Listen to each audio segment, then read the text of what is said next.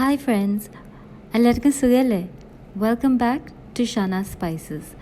ഇന്ന് ഞാനിവിടെ കാണിക്കാൻ പോണത് തഹീനി ഉണ്ടാക്കുന്ന രീതിയാണ്. അറിയാത്തവർക്ക് തഹീനി സെസമി സീഡ്സ്, അതായത് വെളുത്ത എള്ള് വെച്ച് ഉണ്ടാക്കുന്ന ഒരു പേസ്റ്റാണ്. മിഡിൽ ഈസ്റ്റേൺ അറബ് ഫുഡിലൊക്കെ ഒരുപാട് യൂസ് ചെയ്യുന്നതാണ്. ഇപ്പോൾ നാട്ടിലും ഇത് വളരെ കോമൺ ആയിട്ട് അറിയപ്പെടുന്ന പേസ്റ്റാണ്. ബബ ഗനൂഷ്, മുത്തബ്ബൽ ഇങ്ങനത്തെ ഈ ഡിഷസിലൊക്കെ യൂസ് ചെയ്യുന്നതാണ്. ഒരുപാട് സോസസ് ഉണ്ട് ഇത് ഉണ്ടാക്കുന്നത്. കഴിഞ്ഞ ദിവസം ഞാനൊരു ബീഫ് ഷവാർമ റെസിപ്പി ഷെയർ ചെയ്തിരുന്നു. അതിലത്തെ സോസിനും വേണം തഹീനി. അപ്പോൾ ഇത് തഹീനി നമുക്ക് സ്റ്റോർ ചെയ്ത് വെച്ചാൽ ഇടയ്ക്ക് യൂസ് ചെയ്യാൻ നല്ലതാണ്. സാലഡ്സ് ഒക്കെ ഉണ്ടാക്കുമ്പോൾ ഇതുപോലെ കുറച്ച് സോസ് ഉണ്ടാക്കിയാൽ നല്ല ടേസ്റ്റാണ്.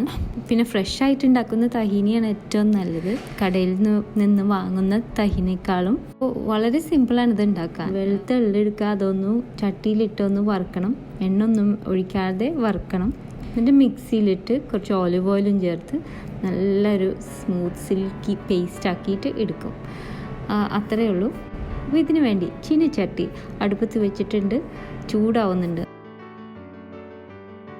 നല്ല ചൂട് ചീനച്ചട്ടിയിലേക്ക് 1 കപ്പ് വെളുത്ത എള്ള്, സെസമി സീഡ്സ് 240 മില്ലിയുടെ കപ്പാണ് ഞാൻ ഉപയോഗിക്കുന്നത്. 1 കപ്പോളം തഹീനി പേസ്റ്റ് ഇത് വെച്ചിട്ട് ഉണ്ടാക്കാൻ പറ്റും.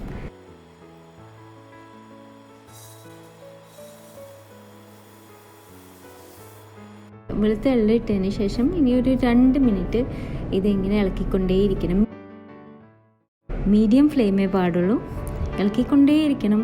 കാരണം കുറച്ച് കൂടുതൽ ബ്രൗൺ ആയി പോയാൽ നമുക്ക് നല്ല തഹീനി ഉണ്ടാക്കാൻ പറ്റില്ല. ഒരു ഗോൾഡൻ ബ്രൗൺ കളറായിട്ട് കിട്ടണം.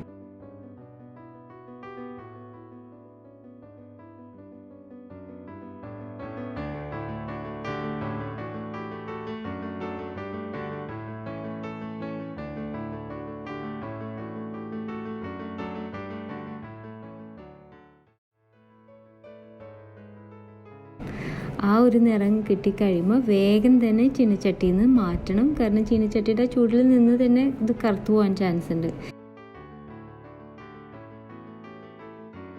എന്നിട്ട് ഞാനെന്താ ചെയ്യാന്ന് വെച്ചാൽ ഇത് ചൂടോടുകൂടി തന്നെ ചെറിയ മിക്സി ജാറിലേക്ക് ഇട്ട് കൊടുക്കും, നനവൊന്നും ഇല്ലാത്ത മിക്സി ജാറിലേക്ക്.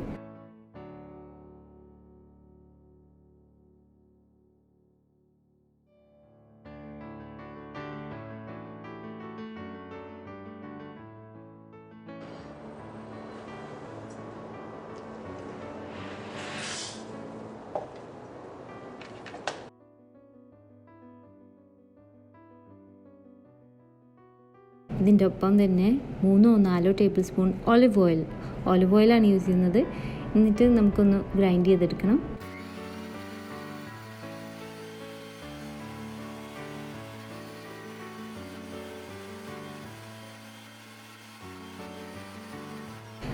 ഒരുവിധം ഗ്രൈൻഡായി കഴിഞ്ഞാൽ സൈഡിൽ നിന്നൊക്കെ ഒന്ന് സ്ക്രേപ്പ് ചെയ്ത് കൊടുക്കണം. കാരണം ഇത് മുഴുവൻ നന്നായിട്ട് അരഞ്ഞ് കിട്ടണം. ഈ സമയത്ത് കൂടുതൽ എണ്ണ ഒഴിച്ചു കൊടുക്കാം, 1-2 ടേബിൾ സ്പൂൺ നോക്കിയിട്ട് ഒഴിച്ചാൽ മതി. എന്നിട്ട് ഇത് നന്നായി ഗ്രൈൻഡ് ചെയ്ത് ഒരു ശരിക്കും സിൽക്കി സ്മൂത്തായിട്ട് കിട്ടണം. ഈ തഹീനി ഒരു വെൽവെറ്റി സിൽക്ക് പോലെ ആയിരിക്കും അതിൻ്റെ ടെക്സ്ചർ.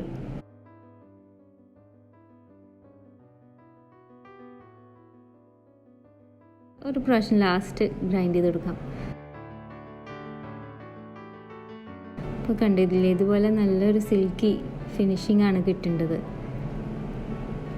ചൂടാറിയതിന് ശേഷം നല്ല ചൂടുവെള്ളത്തിൽ കഴുകി ഉണക്കി വെച്ച ഗ്ലാസ് ജാർസിൽ ഒഴിച്ച് നമുക്ക് സ്റ്റോർ ചെയ്ത് വെക്കാം. അപ്പോൾ ഞാൻ ഇതൊരു ചെറിയ അളവാണ്, 1 കപ്പോളം വരുള്ളൂ ഇത്. അപ്പോൾ ഫ്രിഡ്ജിൽ വെക്കേണ്ട ആവശ്യം വരില്ല, അതിന് മുമ്പ് ഇത് യൂസ് ചെയ്ത് തീരാറുണ്ട്.